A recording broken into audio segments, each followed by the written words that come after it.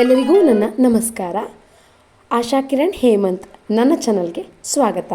ನಾನು ಇಂದು ಕನ್ನಡ ನಾಡು ಇದರ ಬಗ್ಗೆ ಒಂದು ಕವನವನ್ನು ಬರೆದಿದ್ದೇನೆ. ಅದನ್ನು ನಿಮ್ಮ ಮುಂದೆ ವಾಚಿಸ್ತಾ ಇದ್ದೇನೆ. ಸರಿ, ಬನ್ನಿ ಕವನ ಓದೋಣ.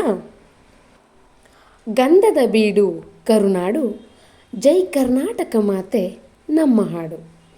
ಶಾಂತಿ ಸಾರುವ ನಮ್ಮ ಬಾವುಟ, ಶಾಂತಿ ಸಾರುವ ನಮ್ಮ ಬಾವುಟ, ವಿಶ್ವದೊಳು ಬಲು ಚಂದ ನಮ್ಮ ಭೂಪಟ. ಪ್ರಾಚೀನ ಶಾಸನ ಹಲ್ಮಿಡಿ, ಕವಿರಾಜ ಮಾರ್ಗ ಕನ್ನಡಕ್ಕೆ ಮುನ್ನುಡಿ. ವಚನಗಳಾದವು ಸಮಾಜದ ಕನ್ನಡಿ, ವಚನಗಳಾದವು ಸಮಾಜದ ಕನ್ನಡಿ, ಕೀರ್ತನೆಗಳಿಂದ ಬಾಳಿಗೆ ಚೆನ್ನುಡಿ. ಕನ್ನಡ ಬಳಕೆ ಮಾಡಿದ ಕದಂಬರು, ಬೇಲೂರು ಹಳೆ ಬೀಡು ಕೆತ್ತಿದ ಹೊಯ್ಸಳರು.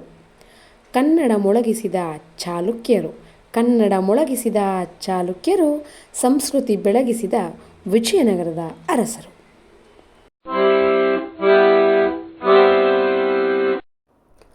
ಕಲೆ ಸಾಹಿತ್ಯಕ್ಕೆ ಹೆಸರು ಮೈಸೂರು, ಆಧುನಿಕತೆಗೆ ಮಾದರಿ ಬೆಂಗಳೂರು.